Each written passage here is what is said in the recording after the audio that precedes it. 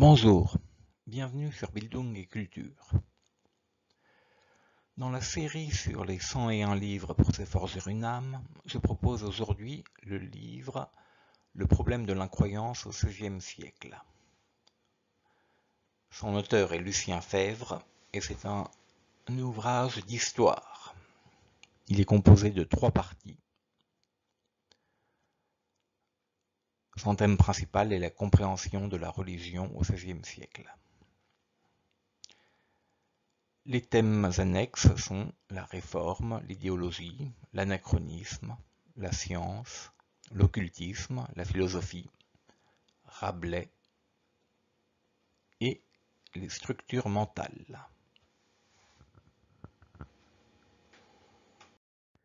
Contexte historique. Le livre, publié pendant la Deuxième Guerre mondiale, aborde le problème de la compréhension en histoire. Fondateur de l'école des Annales, Lucien Febvre est particulièrement attentif à ce qui permet la compréhension dans cette discipline. Il saisit également très bien tout l'aspect idéologique que l'histoire renferme. Ce qui est tenu pour vrai par une génération règle à la fois les comportements, mais également les rapports de domination. Le problème est en somme celui de la croyance, c'est-à-dire de ce que l'on tient pour vrai dans une société donnée. Ce problème est abordé ici de manière négative.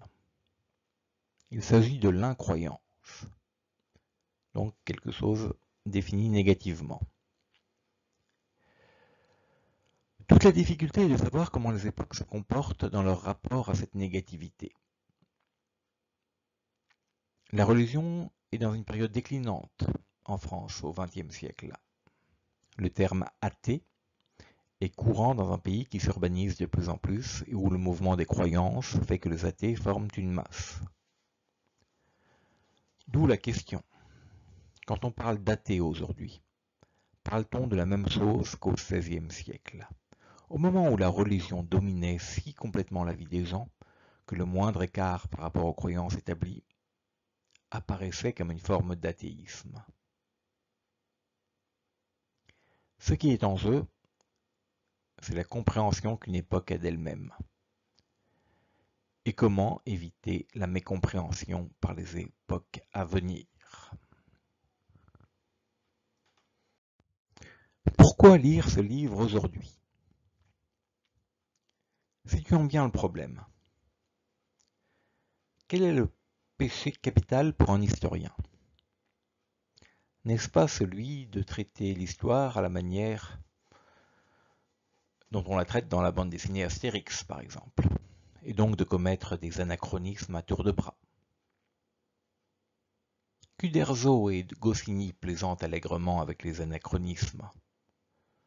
On voit par exemple dans les albums d'Astérix des Lutétiens qui descendent pour prendre leurs vacances sur la Côte d'Azur ou en Espagne, ce qui ne s'est probablement pas passé de la sorte.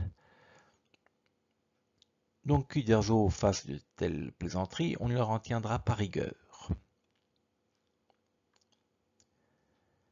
Mais c'est autre chose de dénoncer un anachronisme quand le discours prétend relever de la science historique, c'est-à-dire qu'il prétend à la vérité.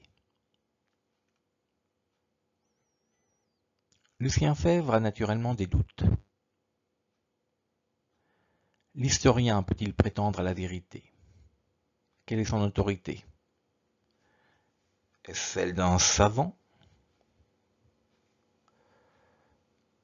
Mais Febvre n'est pas de cet avis. Il met directement les points sur les i. Il dit « L'historien n'est pas celui qui sait, il est celui qui cherche ».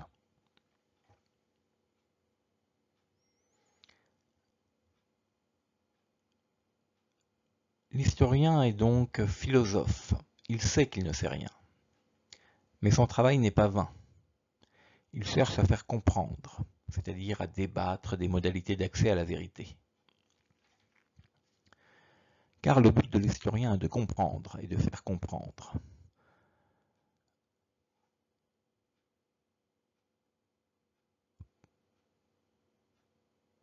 par quoi j'aime définir la fonction de l'histoire, la tâche féconde de l'historien, nous dit Febvre. L'historien des annales se situe donc au niveau du sens et de la signification, et non au niveau de la vérité fixée une fois pour toutes par les autorités, plus ou moins contestables. Lucien Febvre apparaît comme une sorte d'auteur démocratique, qui met tout en débat, par opposition aux historiens de la vérité fixée une fois pour toutes, qui sont plus despotiques. Cela ne fait aucun doute. Mais cela ne signifie pas qu'il n'y a pas de faits pour Lucien Febvre. Il y en a bien des faits, mais ils doivent être compris dans un rapport à une discussion. La discussion n'est compréhensible qu'à partir du moment où l'on restitue ce que Febvre appelle l'outillage mental d'une époque, et qu'on évite l'anachronisme. Comprendre le XVIe siècle, c'est comprendre son rapport à la religion, et ce rapport est différent du nôtre.